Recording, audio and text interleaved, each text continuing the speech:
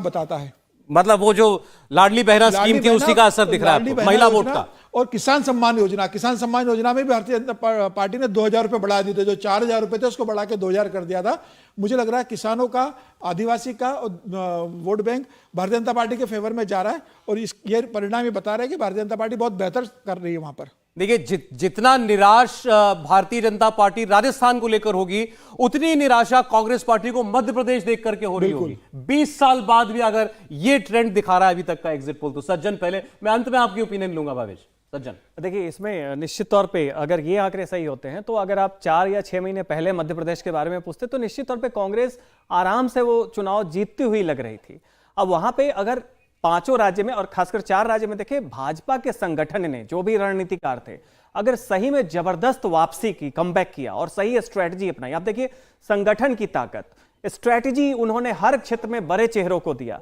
उसके बाद शिवराज सिंह चौहान, जिन्हें 2 महीने पहले तक बिल्कुल बैगेज माना जा रहा था, जिस तरीके से उन्होंने कैंपेन किया सुबह के 8 बजे से रात के 12 बजे, कभी कभी 2-2 बजे तक, और जिस तरीके से महिलाओं का एक पक्ष भाजपा के तरफ आया, तो मध्य प्रदेश का चुनाव अंत में 3 तारीख को जो भी नतीजे हों, ये निश्चित तौर पे कांग्रेस एक जीतती हुई चुनाव जो है वो लगभग बराबरी या हारने के कगार में अगर इन आंकड़ों के हिसाब से है, तो ये भाजपा के लिए बहुत बड़ी सफलता है कि 20 साल के बाद भी आप इसको रखते हैं।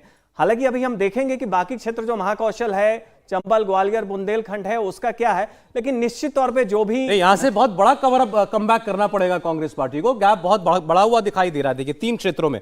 अब मैं आपके सामने देखिए चौथा क्षेत्र भी रख देता हूं, बघेलखंड, और ये सबसे बड़ा रीजन है। 51 सीटें यहां पर आती हैं और ये बहुत कुछ तय कर देगा। बघेलखंड और बुंदेलखंड एमपी के 2 बड़े रीजन हैं ये, और 51 सीटों वाले ये इलाके, सागर, दामोह, टीकमगढ़, खजुराहो, इनको मिलाकर के बनते हैं। इनकी अपनी एक अलग आइडेंटिटी है।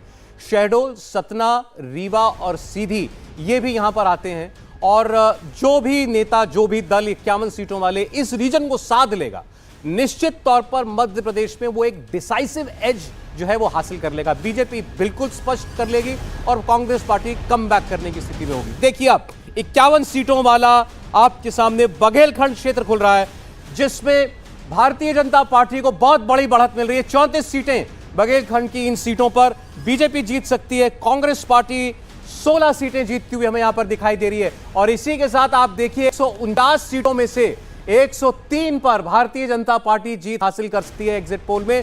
45 सीटों पर कांग्रेस पार्टी हमें आगे दिखाई देती है। मध्य प्रदेश का यह नतीजा दिखाई देगा एग्जिट पोल में। इसकी कोई कल्पना नहीं कर सकता था कि एक तरफा मध्य प्रदेश का चुनाव जाएगा। मध्य प्रदेश में 20 साल के बाद, 20 साल की एंटी इनकम्बेंसी के बाद अगर ये नतीजे हैं, तो इसका मतलब बिल्कुल स्पष्ट है कि मध्य प्रदेश दिल से भारतीय जनता पार्टी के साथ है। संगठन के तौर पर भी, पॉलिसीज जो योजनाएं चली सरकार की, उसके तौर पर भी, और चेहरे के तौर पर भी।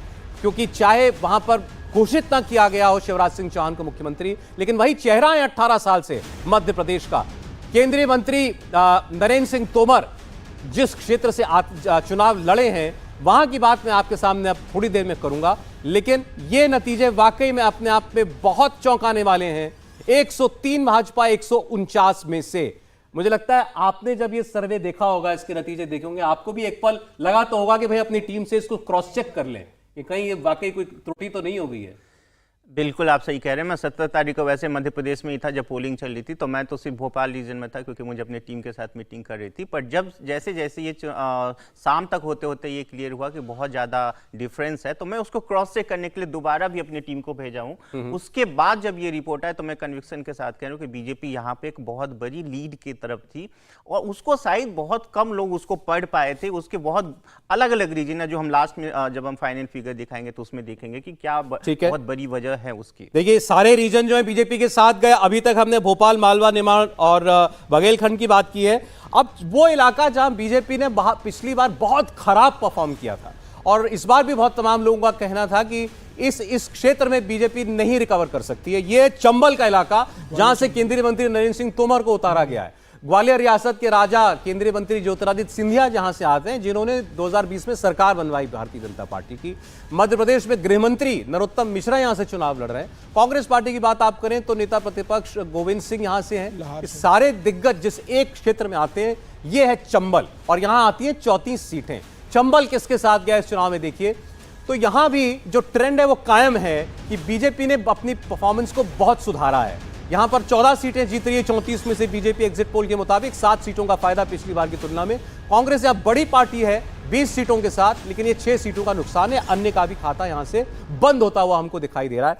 तो यहां पर भी बीजेपी अपने आप को बेहतर कर रही है और इसके साथ आप देखिएगा 100, आप नीचे का जो टैली है वो रिफ्रेश होगी तो आपको पता चलेगा कि अब ये जो मैंडेट है भारतीय जनता पार्टी का बिल्कुल क्लियर हो गया। देखिए 183 सीटों में ही, अभी तो 230 सीटें पूरी खुली नहीं है, 183 सीटों में एग्जिट पोल ये बता रहा है कि भारतीय जनता पार्टी की मेजॉरिटी आ चुकी है मध्य प्रदेश के अंदर। एग्जिट पोल के मुताबिक बीजेपी मध्य प्रदेश में अपनी मेजॉरिटी की सरकार बना सकती है। 5वीं बार भारतीय जनता पार्टी की सरकार जो है वो बन सकती है। और अब महाकौशल केवल आपको ये बताएगा कि मार्जिन कितना बढ़ा, लीड कितनी बढ़ाती है बीजेपी कांग्रेस पार्टी से। महाकौशल की 47 सीटें का डेटा आपके सामने हम रख देते हैं।